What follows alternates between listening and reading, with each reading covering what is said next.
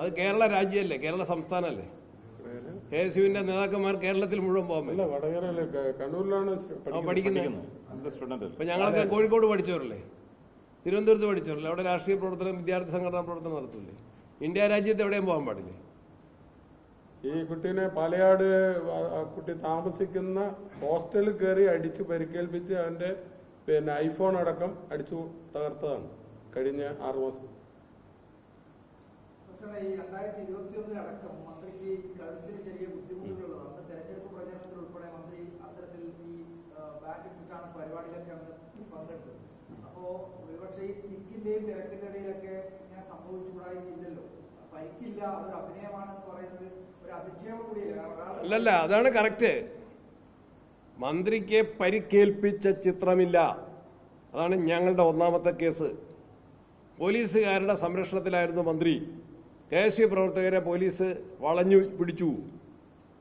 KSU പ്രവർത്തകർക്ക് മന്ത്രിയുടെ അടുത്തേക്ക് എടുക്കാൻ സാധിച്ചിട്ടേ ഇല്ല. മന്ത്രി നടന്നു നീങ്ങി.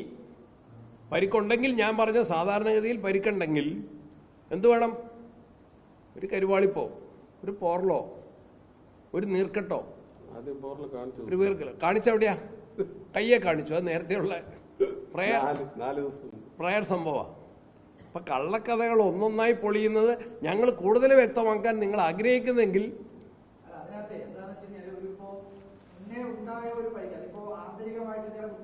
അപ്പൊ നേരത്തെ മുന്നേ ഉണ്ടാ കയ്യെ കണ്ടത് മുന്നേ കയ്യെ അതൊക്കെ ശരിയാണ്. കയ്യെ കണ്ടത് മുന്നേ ഉണ്ടായതാണ് എന്നതുപോലെ കഴുത്തിന് മുന്നെന്തെങ്കിലും ഉണ്ടെങ്കിൽ അത് പരിശോധിക്കേണ്ടതാണ്. എന്തിനാ? Nothing happens there. അതുകൊണ്ട് അത് അഭിനയം എന്താന്ന് പറയുന്നതിനെ അഭിനയം വിശദീകരിച്ചു തരാം. അത് വിശദീകരിച്ചു തരാം. അഭിനയം വിശദീകരിച്ചു തരാം. KSU പ്രവർത്തകര് മന്ത്രിയെ വധിക്കാൻ ശ്രമിച്ചു എന്ന് കള്ളക്കേസ് എടുത്തു. മന്ത്രി ആക്രമിച്ചു എന്ന് കള്ളക്കേസ് എടുത്തു. കള്ളപ്രചാരണം നടത്തി ആക്രമിച്ചു എന്ന്. അതൊന്നും സംഭവിച്ചിട്ടില്ല എന്ന് നിങ്ങൾ തന്നെ സമ്മതിക്കുന്നു. അപ്പൊ മന്ത്രി ആരും അവര് കാര്യം പറഞ്ഞുതരാം. പരിക്കുണ്ടെന്ന് പറയുന്ന ആളുകൾ പരിക്ക് കാണിക്കണം. പരിക്ക് നീർക്കെട്ടെന്ന് പറയുന്നത് കഴുത്തിൽ കാണിക്കണം. അങ്ങനെ ഒരു അക്രമത്തിൽ പരിക്ക് പറ്റിയാൽ ആ പരിക്ക് ദൃശ്യമാണ്. ഞാൻ കുറച്ചാൾ കോടതിയിൽ കൂടെ പോയിട്ടുണ്ട്. ഒരു മെഡിക്കൽ എവിഡൻസ് എന്താണ്? അതുകൊണ്ടാണ് ഞാൻ പറഞ്ഞേ. ഒരു പോർലോ, ഒരു പോർ നിങ്ങൾ തന്നെ വാദിക്കുന്നത് എന്താണ്? നേരത്തെയുള്ള അസുഖം മൂർച്ഛിച്ചെങ്കിൽ അതിന് വേറെ ചികിത്സ. അതിന് കള്ളപ്രചരണമല്ല. നിങ്ങൾ വാദിച്ചെന്താ? നേരത്തെ അസുഖം ഉണ്ടായിരുന്നു, കഴുത്തിന് നേരത്തെ പരിക്കുണ്ടായിരുന്നു. 2021 തെരഞ്ഞെടുപ്പ് സമയത്ത് കഴുത്തിന് അസുഖം ഉണ്ടായിരുന്നു നിങ്ങൾ തന്നെ പറഞ്ഞു. പോലീസ് പിടിവലിച്ചിട്ടുണ്ടെങ്കിൽ ശരിയാ, അത് പറഞ്ഞാൽ പോരെ. എന്നാ പിന്നെ അത് പറഞ്ഞാൽ പോരെ. എന്നാ അത് പറഞ്ഞ ഒറ്റ കാര്യം ഞങ്ങൾക്ക് ലോകത്തിന്റെ മുൻപിൽ ഞങ്ങൾക്ക് തെളിയിക്കാൻ സാധിച്ചത് അവർക്ക് നിഷേധിക്കാൻ സാധിക്കാത്തതും KSU പ്രവർത്തകര് മന്ത്രിയെ യാതൊരു തരത്തിലും പരിക്കേൽപ്പിച്ചിട്ടില്ല. KSU പ്രവർത്തകരുടെ അക്രമം കൊണ്ട് മന്ത്രിക്ക് യാതൊന്നും ഉണ്ടായിട്ടില്ല. ഒരക്രമം ഉണ്ടായിട്ടില്ല. പോലീസ് മന്ത്രിയെ പിടിച്ചിട്ടുണ്ട്. മന്ത്രി ആക്രോശിക്കുന്നത് നിയന്ത്രിക്കാൻ അവർ ശ്രമിച്ചിട്ടുണ്ട്.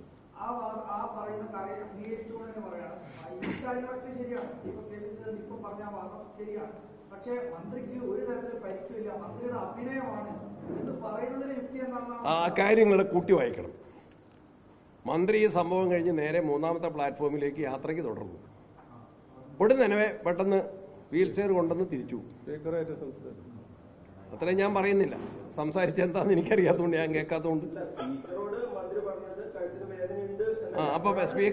അപ്പൊ മന്ത്രിക്ക് 1ാമത്തെ പ്ലാറ്റ്ഫോമിൽ നിന്നില്ലാത്ത കഴുത്തിന്റെ വേദന, സംഭവ സ്ഥലത്തില്ലാത്ത കഴുത്തിന്റെ വേദനയെ കുറിച്ചാണ് ഞാൻ അതിന് ആഫ്റ്റർ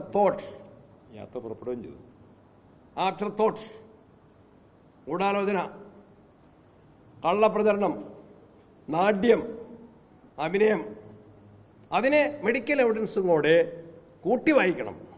മെഡിക്കൽ ബുള്ളറ്റിനില്ല, പ്രകടമായ പരിക്കുകളില്ല. വിച്ഛേദിച്ച് മന്ത്രി ഡിസ്ചാർജ് വാങ്ങിയപ്പോൾ ഒളിച്ചോടി പോകുന്നില്ല. ഡിസ്ചാർജ് വാങ്ങിപ്പോയത് ഇന്നലെ മന്ത്രി എവിടെയാണെന്ന് അറിയില്ല. ഞാൻ പത്രം വായിച്ചിട്ടാണ് കാണുന്നത്. മന്ത്രി എവിടെയാണെന്ന് നാട്ടുകാർക്ക് അറിയില്ല. ശരി,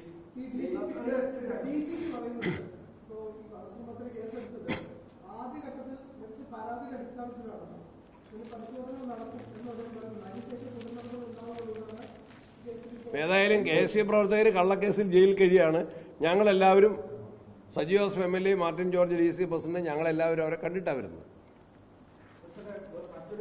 DGPയോട് ഞാനിതാ പറഞ്ഞത്, സത്യസന്ധമായിട്ട് അന്വേഷിക്കണം, കള്ളക്കേസ് പിൻവലിക്കണം, അതാ പറഞ്ഞത്.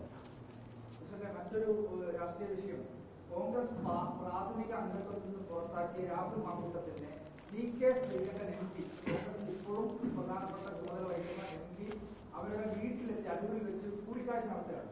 ഒരു തെരഞ്ഞെടുപ്പ് വരുന്നു, പുതിയ യാത്രകളുടെ ഒരു പരിപാടി നടക്കും. ആ സമയത്ത് ഇത്തരമൊരു കൂടിക്കാഴ്ച എന്തടിസ്ഥാനത്തിലാണ്, അല്ലെങ്കിൽ അങ്ങനെ ഒഴിവാക്കേണ്ട സംഭവമല്ലേ?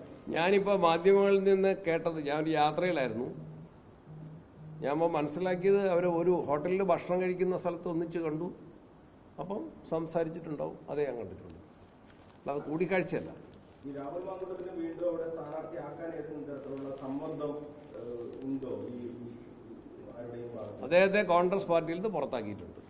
ഒരു കാരണവശാലും അവിടെ സ്ഥാനാർത്ഥിയാകും. അതൊക്കെ ഞങ്ങൾ ആലോചിച്ച് തീരുമാനിക്കാം. നിങ്ങൾക്ക് താല്പര്യമുണ്ടോ? ഇപ്പോഴും ഇതിനകത്ത് കട്ട് ആൻഡ് റൈറ്റ്, ഇപ്പോ ഒരുപാട് വിഷയങ്ങളിൽ കൃത്യമായി ഉത്തരം പറഞ്ഞു. പക്ഷേ രാഹുൽ മാങ്കൂട്ടത്തിനെ കോൺഗ്രസിന്റെ സ്ഥാനാർത്ഥിയാക്കില്ല എന്ന് പറയാനുള്ള ആർജവം, കോൺഗ്രസിന്റെ സ്ഥാനാർത്ഥികളെ സംബന്ധിച്ച് തീരുമാനം ഹൈക്കമാൻഡാണ് പ്രഖ്യാപിക്കേണ്ടത്. കോൺഗ്രസിന്റെ ഹൈക്കമാൻഡാണ് സ്ഥാനാർത്ഥികളെ സംബന്ധിച്ച്, ഞാനും സജു ജോസഫ് ഉൾപ്പെടെ സ്ഥാനാർത്ഥികളെ സംബന്ധിച്ച് തീരുമാനിക്കേണ്ടത് കോൺഗ്രസ് ഹൈക്കമാൻഡാണ്. ഞങ്ങൾ ചർച്ച നടത്തി തീരുമാനിക്കും. അതെ, മാധ്യമങ്ങളിൽ എല്ലാ നിലപാടും മാധ്യമങ്ങളിൽ പറയേണ്ടതില്ല, ജനങ്ങളോട് പറയേണ്ട സമയത്ത് പറയും. Now it is not that time. ആ സമയത്ത് പറയും. കോൺഗ്രസിന്റെ സ്ഥാനാർത്ഥി പട്ടിക ഞങ്ങൾ ഡൽഹിയിൽ ചർച്ച നടത്തി. നാളെ ഡൽഹിയിൽ പോകാനാണ്, പ്രതിപക്ഷ നേതാവ് ഞാനും ഡൽഹിയിൽ പോകാനാണ് ഉദ്ദേശിക്കുന്നത്. ഡൽഹിയിലെ സ്ക്രീനിംഗ് കമ്മിറ്റി യോഗം ഉണ്ടാവും, അവിടെ ഞങ്ങൾ ചർച്ച നടത്തും. അത് കഴിഞ്ഞ് സെൻട്രൽ ഇലക്ഷൻ കമ്മിറ്റി ഉണ്ട്, അതും കഴിഞ്ഞിട്ടാണ് കോൺഗ്രസിന്റെ സ്ഥാനാർത്ഥി പട്ടിക വരുന്നത്. അതൊക്കെ നമുക്ക് ആലോചിക്കാം. ഹൈക്കമാൻഡിനോട് പറയുന്ന പരസ്യപ്പെടുത്തിയിട്ടില്ല, വി വിൽ ഡിസ്കസ്.